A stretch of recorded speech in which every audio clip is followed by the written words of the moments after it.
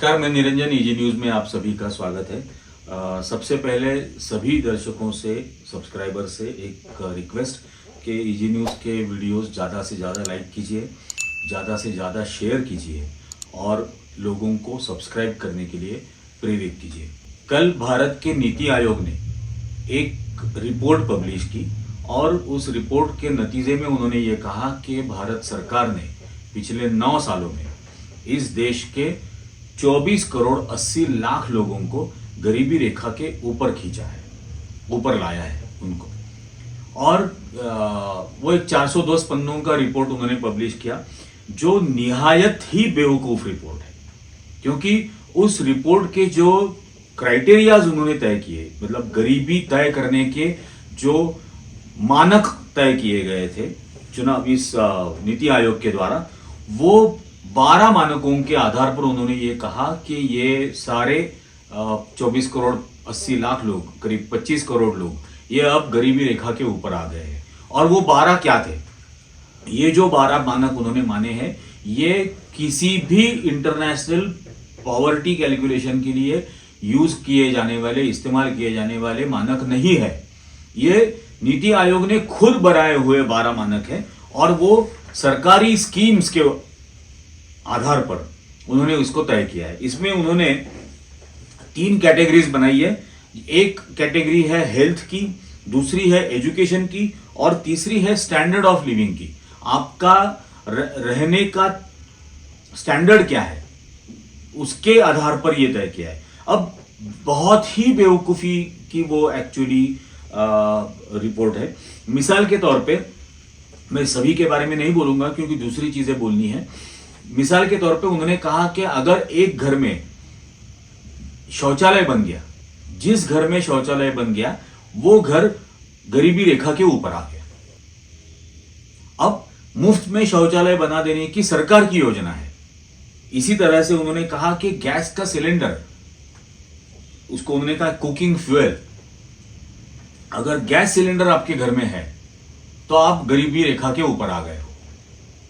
अब शौचालय सिर्फ घर में बन गया तो वो गरीबी रेखा के ऊपर आ गया। मतलब अगर खाने को अनाज नहीं है, खाने को अनाज नहीं है लेकिन घर में शौचालय है, तो वो अमीर हो गया, तब वो गरीब नहीं रहा। खाने को दाना नहीं है, अनाज नहीं है घर में, लेकिन हगने को संडास है, तो वो आदमी गरीब नहीं रहा, वो फैमिली गरीब नहीं रही। और इसके आधार पर उन्होंने तय किया। घर में सिलेंडर है जो सरकार की तरफ से कनेक्शन मुफ्त में मिला, लेकिन सिलेंडर रिप्लेस करने के लिए पैसे नहीं है। 1000 रुपए का सिलेंडर लेने के लिए उस घर में पैसा नहीं है, लेकिन सिर्फ सिलेंडर है तो आप गरीबी रेखा के ऊपर आ गए। इस तरीके के ये सारे मानक जो इन्होंने बनाए। ड्रिंकिंग वाटर, इलेक्ट्रिसिटी का तो एक गांव में अगर 5 घरों में बिजली आ गई तो पूरा गांव दरिद्री रेखा के ऊपर आ गया, गरीबी रेखा के ऊपर आ गया, ऐसा इसका मानना है। और ऐसे उन्होंने कहा है 24 करोड़ 80 लाख लोग पिछले 9 सालों में गरीबी रेखा के ऊपर आ गए। अगर पिछले 9 सालों में लगभग 25 करोड़ लोग गरीबी रेखा के ऊपर आ गए हैं, तो सरकार इस देश के 80 करोड़ लोगों को मुफ्त में अनाज क्यों दे रही है? ये सीधी बात आती है, सीधा सवाल आता है। क्या ये आंकड़ा इसलिए मतलब घोषित किया गया है कि इन 25 करोड़ लोगों को अब मुफ्त में अनाज देना भी बंद करेंगे?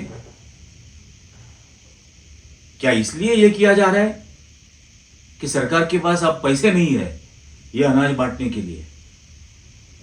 लोगों की क्रय शक्ति जो कही जाती है, उसको बढ़ावा देने के लिए चीजें आनी चाहिए, उसके लिए स्कीम्स आनी चाहिए कि लोग खुद कमाए और खुद खाए, लेकिन इसके लिए नहीं है। ये 80 करोड़ लोगों को मुफ्त में दिया करते थे, कहां और कहते हैं कि 25 करोड़ लोग गरीबी रेखा के ऊपर आ गए।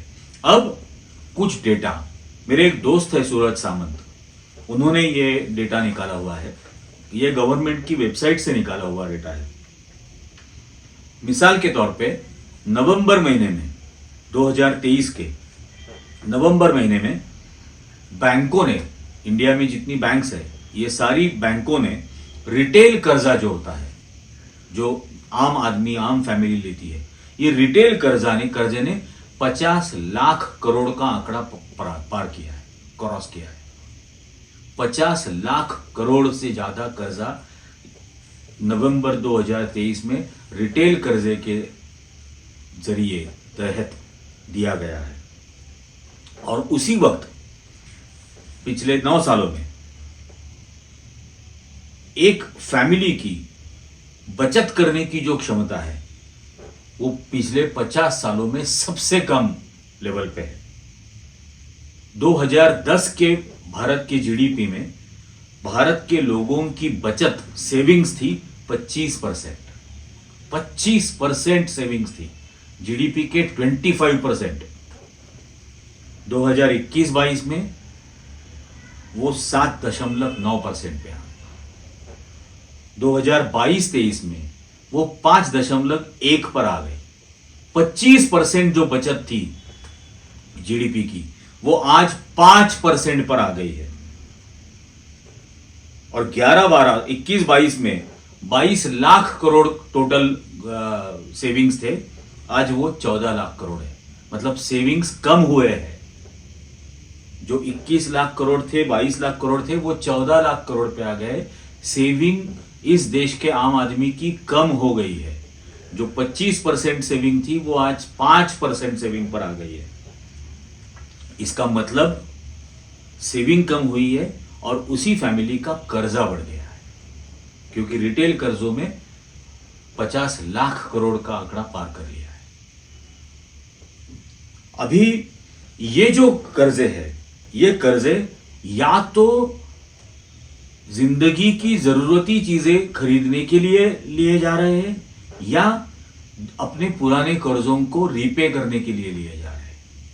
वो सेविंग निकाल के लोग अपने पुराने कर्जे रीपे कर रहे हैं, सेव नहीं कर रहे अब। और ये एक तरफा है। दूसरी तरफ इंडस्ट्री का जो कर्जा है वो कम होते जा रहा है।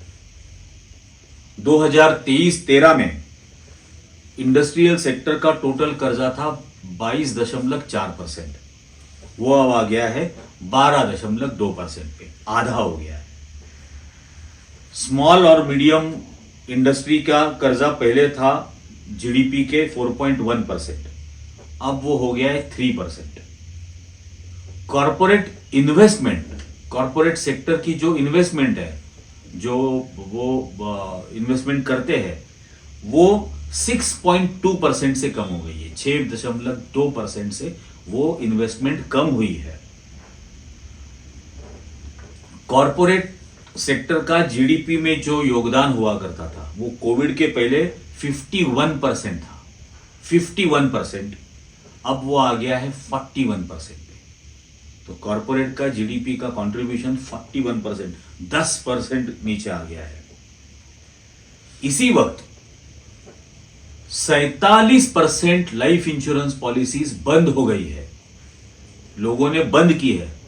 लोगों ने अपनी अपनी पॉलिसी सरेंडर करके जो भी पैसा उनको मिल सकता था वो पैसा उन्होंने उठा लिया है, क्योंकि सेव करने की उनकी क्षमता नहीं रही। कर्जा लेना पड़ रहा है या कर्जा लिया हुआ रिपे करने के लिए, वो उसका भुगतान करने के लिए उनके पास पैसा नहीं है। तो उन्होंने अपनी लाइफ इंश्योरेंस पॉलिसीज 47%, लगभग इस देश के आबादी के आधे आबादी ने अपनी लाइफ इंश्योरेंस पॉलिसी सरेंडर कर दी है। इसी वक्त फॉरेन इन्वेस्टमेंट 27% से कम हुई है। 27% से। हेल्थ में, महंगाई में एशिया में सबसे ऊपर भारत का नंबर आता है, जो 5 साल में दुगने हो गई है। हेल्थ सेक्टर की महंगाई और बाकी महंगाई बाजार में जो है, तो हेल्थ सेक्टर की महंगाई दुगनी हो गई है। एशिया में नंबर 1 5 सालों के भीतर। 74% भारतीयों को न्यूट्रिशियस फूड वो अफोर्ड नहीं कर पाते। 74% इंडियंस। लेकिन ये जरूरी नहीं है। जो कंजम्पशन होता था, वो कंजम्पशन का जो ग्रोथ है, लोग जो खर्च कर रहे हैं उसकी ग्रोथ थी 7%, उसके पहले थी वो 15%, अब वो आ गई है सिर्फ 4% पे। तो कंजम्पशन में इतनी बड़ी गिरावट है। ये जो एफएमसीजी कंपनीज है, ये एफएमसीजी कंपनीज की ग्रोथ रेट स्टैग्नेंट है, वो ग्रोथ नहीं हो रही है। लेकिन ये सारे मानक जरूरी नहीं है, क्योंकि धर्म की रक्षा करनी है, राम का मंदिर बनाना है, लोग गरीब से गरीब हो जाए, भिखमंगे हो जाए तो भी चलेगा, क्योंकि प्रधानमंत्री खुद कहते थे कि 35 साल मैंने भीख मांगी है, अब पूरे देश को वो भीख मांगने के लिए मजबूर कर रहे हैं। 2022 तक कहा था किसानों की आमदनी दुगनी की जाएगी, शायद दुगनी हो गई होगी, और इसलिए जो अलग अलग सरकारी डिपार्टमेंट्स है, मंत्रालय है, उन्होंने उनका अलॉटेड फंड खर्च करना ही बंद कर दिया है। उनका जो निधि है, उनके पास जो पैसा है, वो उन्होंने खर्च ही नहीं किया है। 5 सालों में 1 लाख करोड़ रुपया ये बिना इस्तेमाल के वापस गया है। ये कहां वापस जाके कहां खर्च हुआ है किसी को पता नहीं। शायद वो पुतले बनाने में खर्च हुआ हो, मंदिरों को बनाने में खर्च हुआ हो।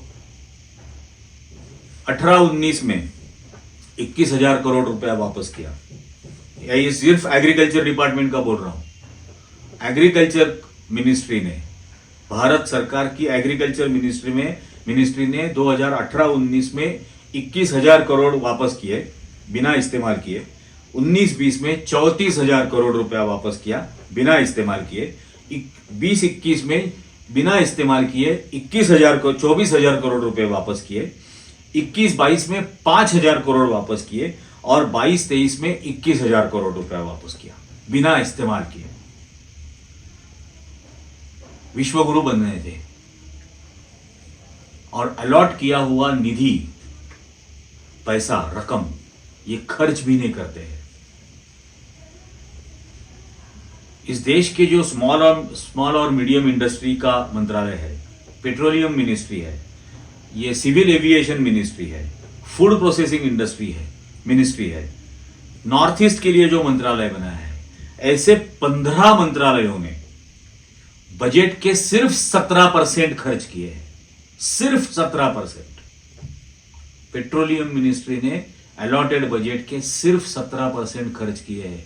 83% खर्च ही नहीं किए। अगर शायद वो खर्च करते 83%, तो आज हमें पेट्रोल और डीजल 60 या 70 रुपए में मिल पाता था। लेकिन वो खर्च ही नहीं किए, क्योंकि प्रधान सेवक की सुरक्षा करनी है, प्रधान सेवक के लिए एरोप्लेन खरीदना है, 8,500 करोड़ का एक, ऐसे 2 प्लेन खरीदने हैं।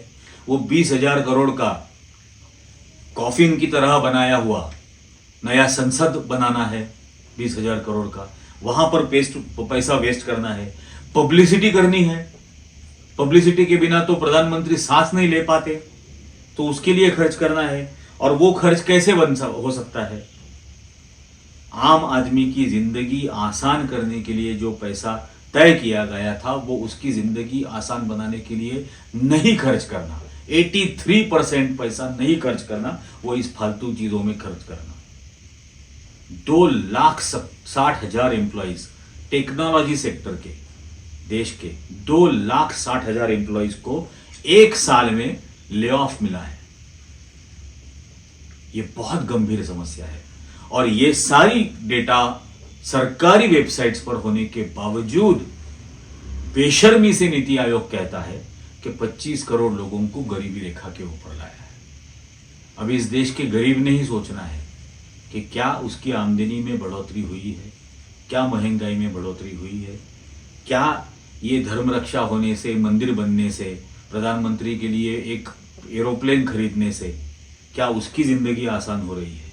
और अगर नहीं हो रही है, तो इसका जवाब उसी गरीब आदमी ने आने वाले चुनाव में देना है 2024 के, और मुझे यकीन है कि वो जरूर देगा।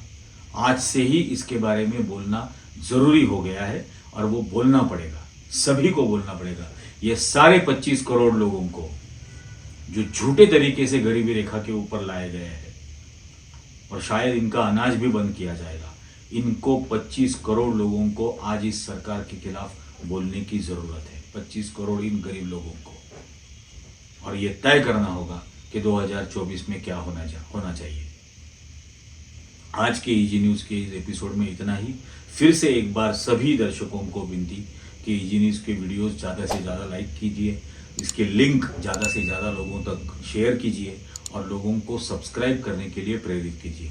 तभी हम सच कह पाएंगे और शैतान को शर्मिंदा कर पाएंगे। धन्यवाद।